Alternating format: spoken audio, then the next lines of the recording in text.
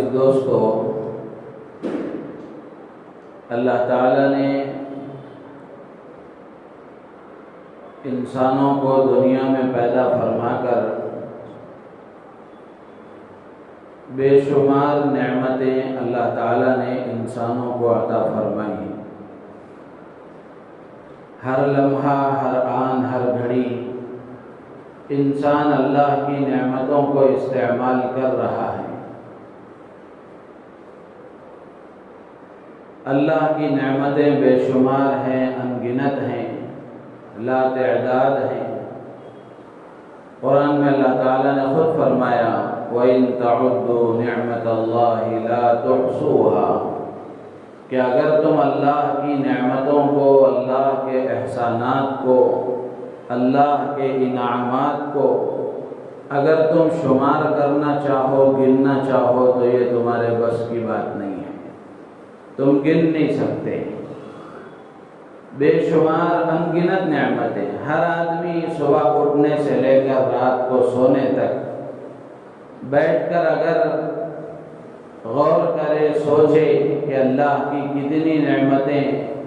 ہیں جو مجھ پر بارش کے قطروں سے زیادہ برس رہی ہیں،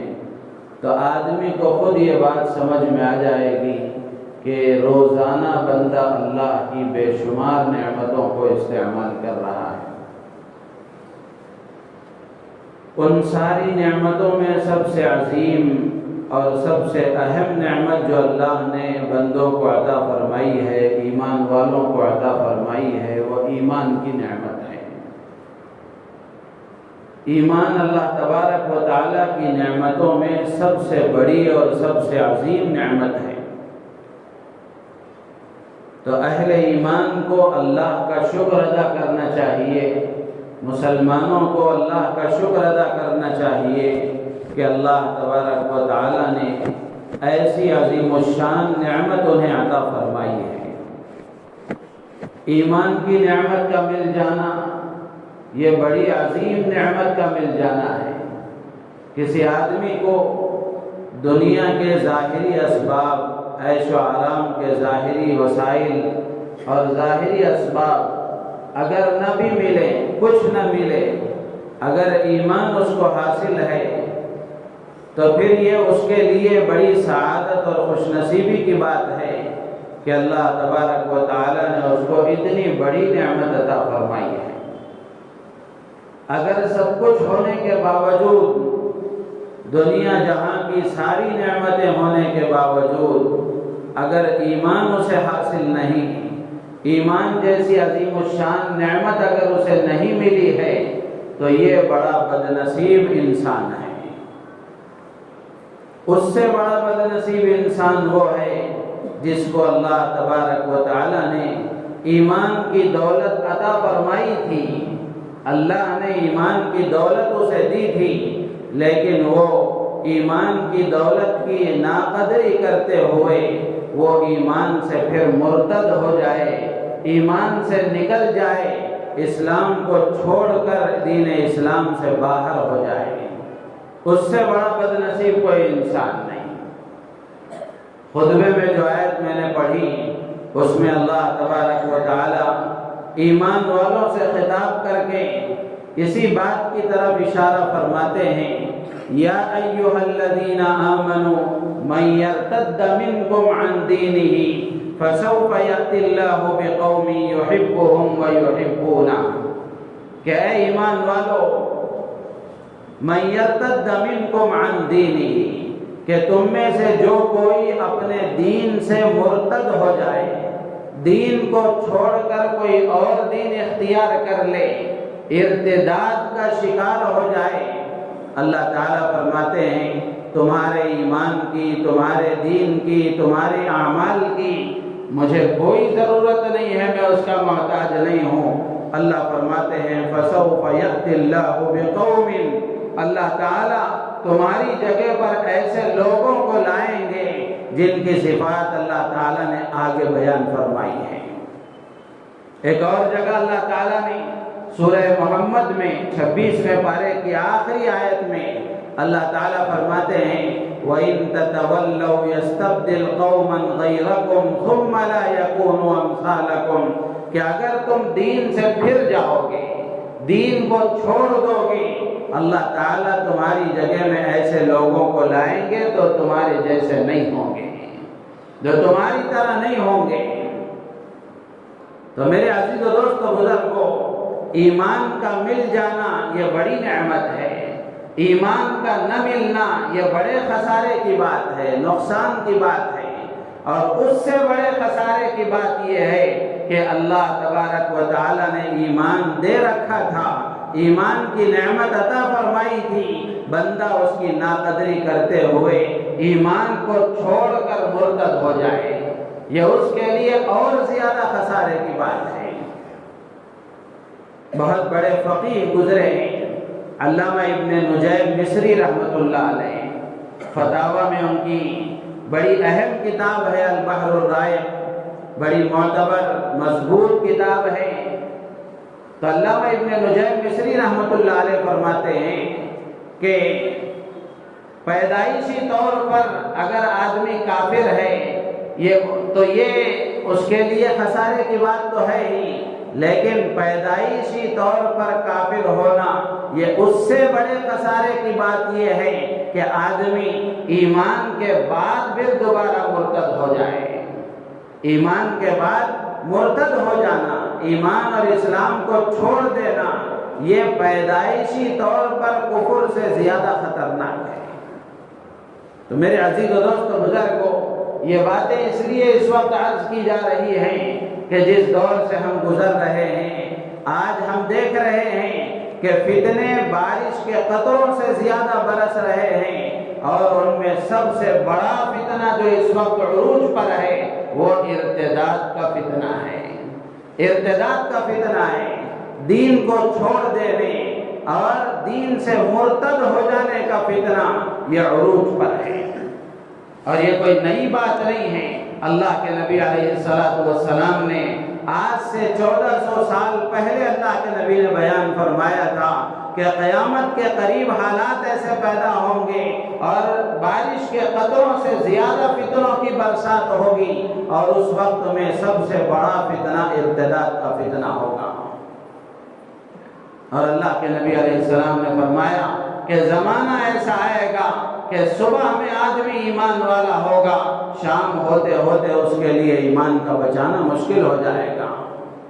شام میں ایمان والا ہوگا، صبح ہوتے ہوتے وہ پھر کافر ہو جائے گا۔ میرے عزیز و دوست و بزرگوں، آج ایکس مسلم کا فتنہ آپ نے بھی سنا ہوگا،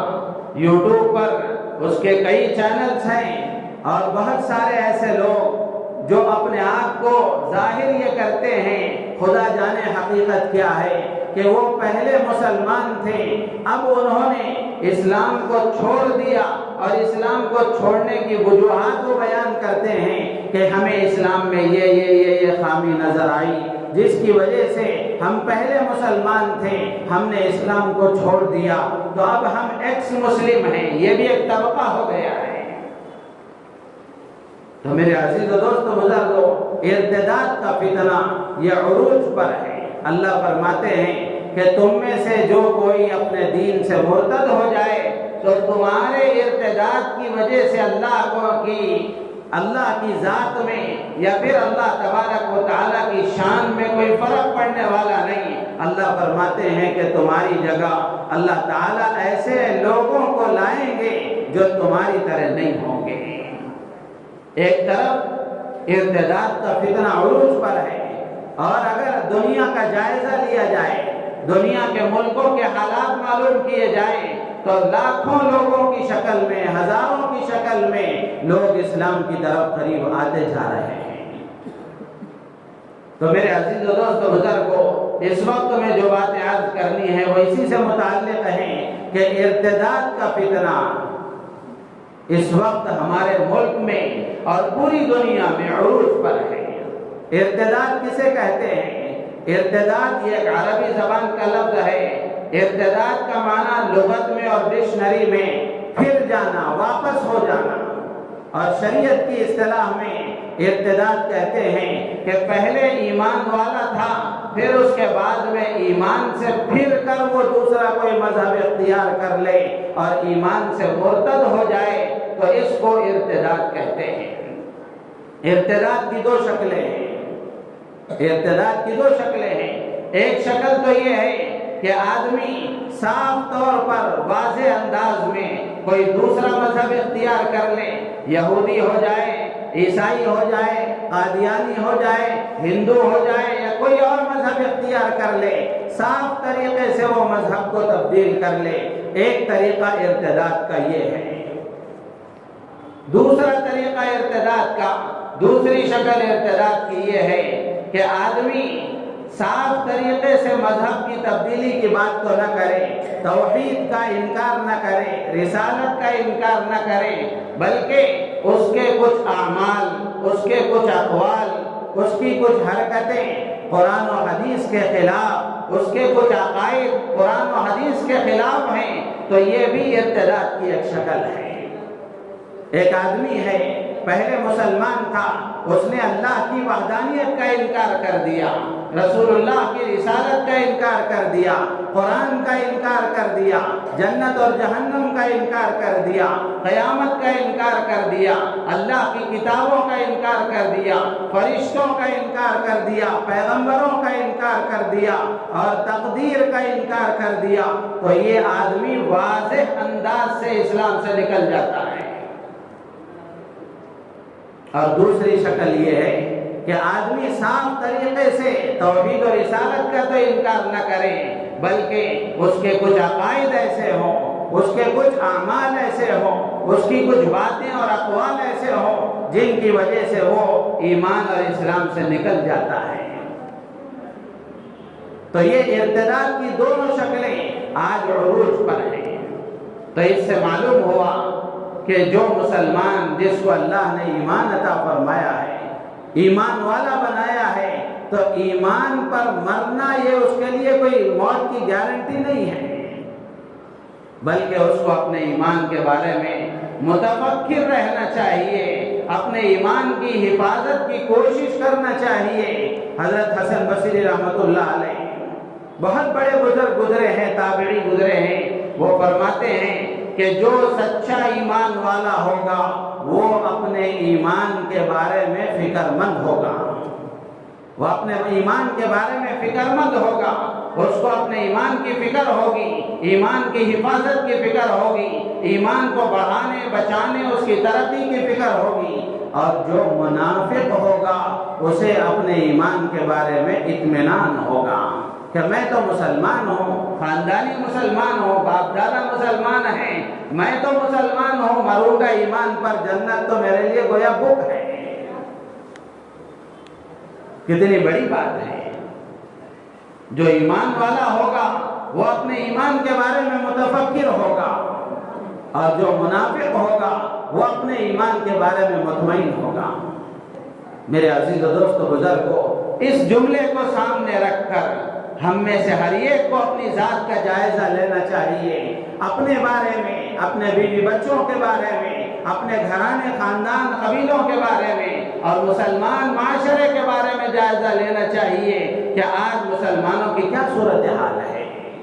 کس کو اپنے ایمان کی فکر ہے، کون اپنے ایمان کے بارے میں فکر مند ہے، کون بیٹھ کر یہ سوچتا ہے کہ میرے ایمان کی حفاظت کی میں کیا کوشش کر رہا ہوں۔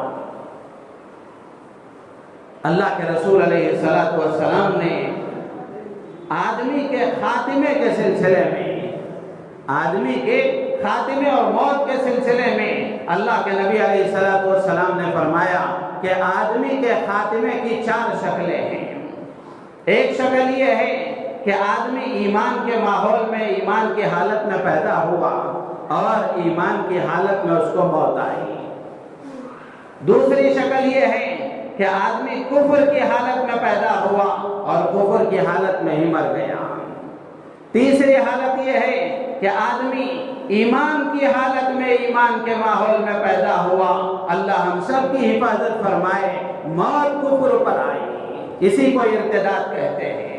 اور چوتھی شکل یہ ہے کہ آدمی کفر کی حالت میں پیدا ہوا،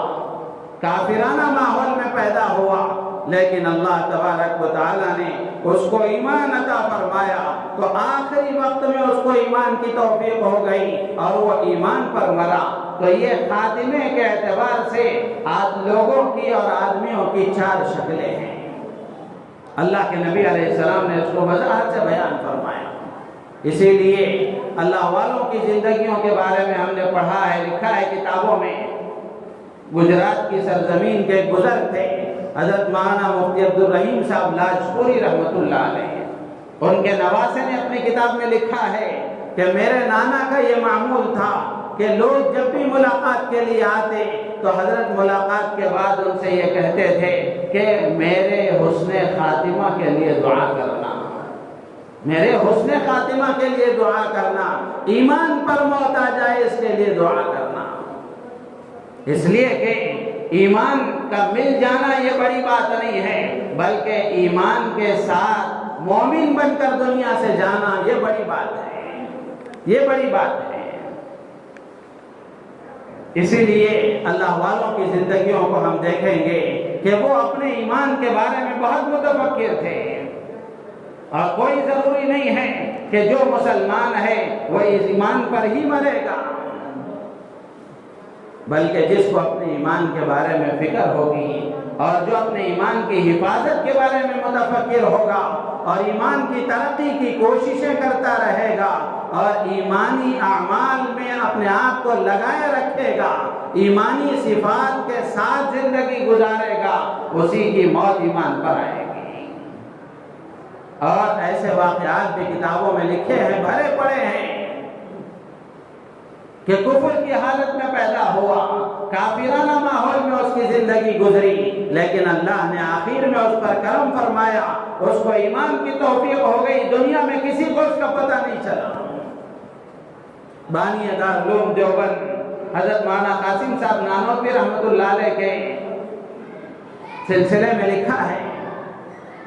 کہ حضرت مولانا قاسم صاحب نانوتوی رحمۃ اللہ علیہ کا ایک پڑوسی تھا، ایک بنیا تھا غیر مسلم،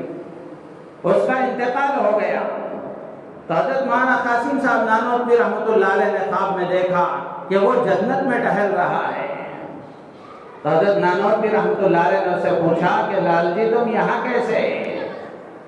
جنت میں تو ایمان والا جائے گا، اور ہمارے علم کے مطابق دنیا میں تو تم ایمان والے تھے نہیں۔ تو اس نے کہا کہ مولوی ملا جی بات یہ ہوئی کہ مرنے سے پہلے میں نے ان کہہ لی تھی، یعنی کلمہ پڑھ لیا تھا۔ تو میرے عزیز و دوست و بزرگو،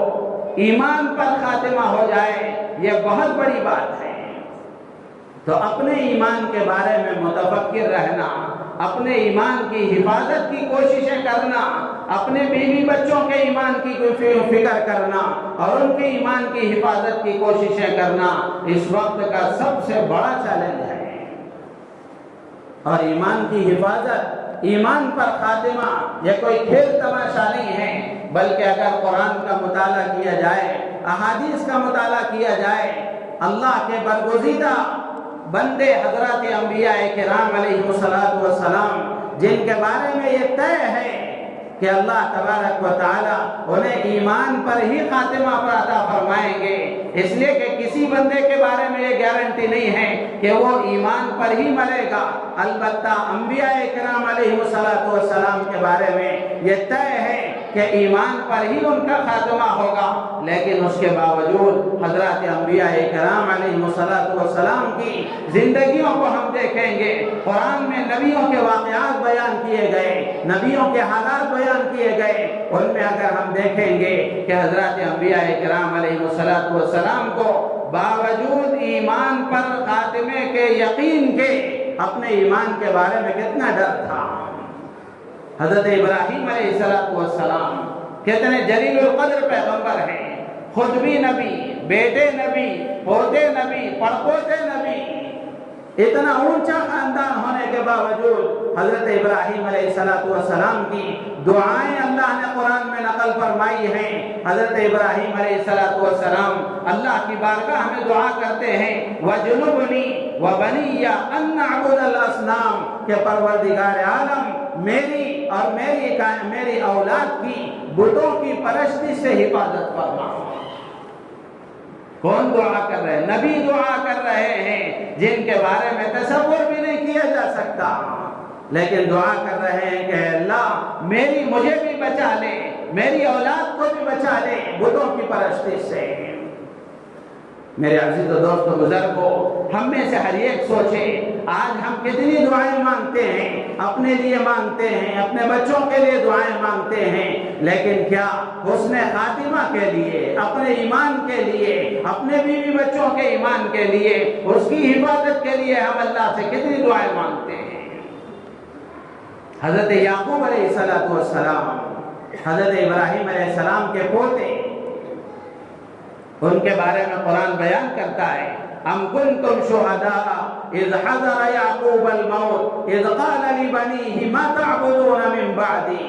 باوجود یہ کہ حضرت یعقوب علیہ السلام، ان کے والد نبی حضرت اسحاق، ان کے چاچا نبی حضرت اسماعیل، ان کے دادا نبی حضرت ابراہیم علیہ السلام، اس کے باوجود حضرت یعقوب علیہ السلام کا جب انتقال کا وقت قریب آیا تو انہوں نے اپنے بچوں کو جمع کیا، اور جمع کر کے کیا سوال کر رہے ہیں؟ ما تعبدون من بعدی، کہ بچوں بتاؤ میرے بعد تم کس کی عبادت کرو گے؟ دنیا سے جا رہے ہیں، موت کا، وفات کا وقت قریب ہے، فکر ہے تو اپنے بچوں کے ایمان کی فکر ہے۔ میرے عزیز و دوستو بزرگو، یہ ہم سب کے لیے بڑی فکر کی بات ہے، یہ ہم سب کے لیے عبرت کا مقام ہے۔ حضرت یوسف علیہ السلام، حضرت یعقوب علیہ السلام کے بیٹے، جن کے والد نبی، دادا نبی، پردادا نبی، لیکن حضرت یوسف علیہ السلام کی قرآن میں اللہ نے دعا نقل فرمائی ہے، فاطر السماوات والارض انت ولی فی الدنیا والآخرہ توفنی مسلما والحقنی بالصالحین۔ حضرت یوسف علیہ السلام دعا کرتے ہیں، پروردگار مسلمان بنا کر موت دیجئے اور اچھے لوگوں میں مجھے شامل کر دیجئے، اسلام کی حالت میں، ایمان کی حالت میں مجھے موت دیجئے، اور صالحین میں، نیک لوگوں میں مجھے شامل کر دیجئے۔ انبیاء کرام علیہ السلام اپنے ایمان کے بارے میں اتنے متفکر ہیں۔ اب ہم میں سے ہر ایک کے لیے عبرت کا مقام ہے، ہر ایک کو جائزہ لینا چاہیے اپنا، اور ہر ایک کو فکر کرنی چاہیے اس بات کی کہ میں اپنے ایمان کے بارے میں کیا فکر کر رہا ہوں۔ اس لیے کہ جس دور سے ہم گزر رہے ہیں، یہ دور ایسا ہے جس کے بارے میں اللہ کے رسول علیہ السلام نے فرمایا تھا کہ قیامت کے قریب دور ایسا آئے گا، زمانہ ایسا آئے گا کہ دین پر جمنا، دین پر عمل کرنا آدمی کے لیے ایسا مشکل ہو جائے گا جیسے ہاتھ میں آنکھ کا انگارہ پکڑنا مشکل ہوتا ہے۔ آج ہم دیکھ رہے ہیں ماحول کیسا ہے، مزاج لوگوں کے کیسے ہیں، طبیعتیں کیسی بنی ہوئی ہیں، اور سازشیں، منصوبے کیسے بنائے جا رہے ہیں۔ آج پوری طرح کوششیں اس بات کی ہو رہی ہیں کہ مسلمان نام کا مسلمان رہے، اندر سے ایمان و اسلام کی حقیقت کو کھوکھلا کر دیا جائے، ہمارے بچوں کا ایمان ختم کر دیا جائے، بڑوں کے اندر سے ایمانی غیرت اور ایمانی حمیت کو ختم کر دیا جائے۔ ایسے موقع پر اب ہمارے لیے فکر کی بات اور سوچنے کی بات یہ ہے کہ ہم یہ دیکھیں اور سوچیں کہ ہم اپنے ایمان کو بنانے، بچانے، بڑھانے اور اپنے ایمان کے ساتھ دنیا کے جانے کے لیے ہم کیا کر رہے ہیں۔ حضرت انبیاء کرام علیہ السلام اپنے ایمان کے بارے میں اتنے فکر مند ہیں، اور خود امام الانبیاء، ہم سب کے محسن آقا حضرت محمد رسول اللہ صلی اللہ تبارک و تعالی علیہ وسلم کی زندگی کو ہم دیکھیں، اللہ کے نبی علیہ السلام اپنے ایمان کی سلامتی اور اپنے ایمان کی حفاظت کے سلسلے میں کتنے فکر مند تھے۔ آپ کی دعائیں بتاتی ہیں، آپ کی دعائیں بتاتی ہیں، حدیث کی ساری کتابوں میں تقریباً ایک باب آتا ہے،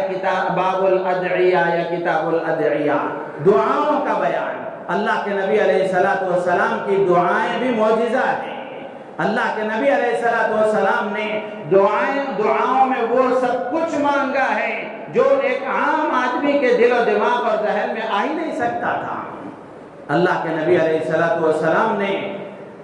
کیسی کیسی دعائیں مانگی ہیں، حدیث کی کتابوں میں آتا ہے۔ حضرت ام سلمہ رضی اللہ تعالی عنہ ام المومنین آپ کی زوج مطہرہ سے پوچھا گیا کہ اللہ کے نبی علیہ السلام جب تمہارے پاس ہوتے تو کیا دعا کیا کرتے تھے؟ تو ام المومنین حضرت ام سلمہ کے پوچھنے پر ان سے جب پوچھا گیا تو انہوں نے فرمایا کہ اللہ کے نبی علیہ السلام میرے پاس جب یہاں رہا کرتے تھے تو آپ اکثر یہ دعا کرتے تھے، یا مقلب القلوب ثبت قلبی علی دینک، اے دلوں کو پلٹنے والے میرے دل کو دین پر جما دے، ثبت قلبی علی دینک، کہ تیرے دین پر ثابت قدمی عطا فرما، استقامت عطا فرما۔ ایک اور دعا میں اللہ کے نبی فرماتے ہیں، اللہم اعطنی ایمانا و یقینا لیس بعدہ کفر۔ اللہ کے نبی فرماتے ہیں کہ اللہ مجھے ایسا ایمان دے، مجھے ایسا یقین دے، مجھے تیری ذات کا ایسا تعلق دے جس کے بعد کفر نہ ہو، انکار نہ ہو، جس کے بعد ایمان سے پھر جانے کی نوبت نہ آئے۔ ایک اور دعا اللہ کے نبی علیہ السلام کی، اللہ کے نبی فرماتے ہیں، اللہ کے سامنے دعا مانگتے ہیں، اللہم انی اعوذ بک من الکفر والفقر واعوذ بک من عذاب القبر، کہ اللہ میں تیری پناہ میں آتا ہوں، تجھ سے پناہ چاہتا ہوں کفر سے، فقر و فاقے سے، عذاب قبر سے۔ تو اس سے معلوم ہوتا ہے کہ اللہ کے نبی علیہ السلام کو اپنے ایمان کی کتنی فکر تھی۔ یہاں سوال یہ پیدا ہوتا ہے، یہ سوال اور اس کا جواب عرض کر کے اپنی بات ختم کروں گا، اور اس مضمون کو پھر آگے انشاءاللہ آئندہ جمعہ اس کو مکمل کیا جائے گا۔ سوال یہ پیدا ہوتا ہے، ذہنوں میں یہ بات آ سکتی ہے کہ جب حضرات انبیاء کرام علیہ السلام کے بارے میں یہ متفقہ فیصلہ ہے کہ نبیوں کا اختتام اور نبیوں کا خاتمہ تو ایمان پر ہی ہونا ہے، تو پھر انہیں اپنے ایمان پر اتنا ڈر کیوں تھا؟ انہیں اپنے ایمان کے سلسلے میں اتنی فکر کیوں تھی؟ اللہ تعالیٰ جزائے خیر دے محدثین اور مفسرین کو، تو انہوں نے لکھا ہے کہ اس کی پہلی وجہ، اس کا پہلا جواب یہ ہے کہ امت کی تعلیم کے لیے، امت کو بتانے کے لیے اور امت کے دل میں اہمیت کو بٹھانے کے لیے حضرات انبیاء کرام علیہ السلام اپنی فکر کا اظہار کرتے تھے اور خود متفکر رہا کرتے تھے، تاکہ لوگوں کو پتہ چلے کہ ایمان کتنی بڑی دولت ہے، ایمان کی حفاظت کتنا بڑا مسئلہ ہے، کتنا بڑا چیلنج ہے۔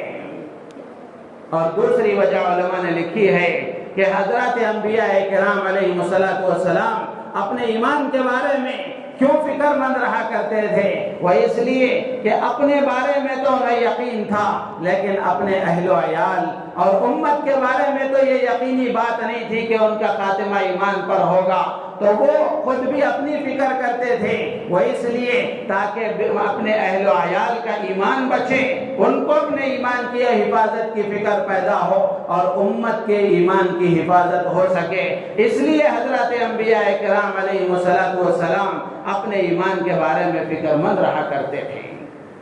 تو میرے عزیز و دوست بزرگوں،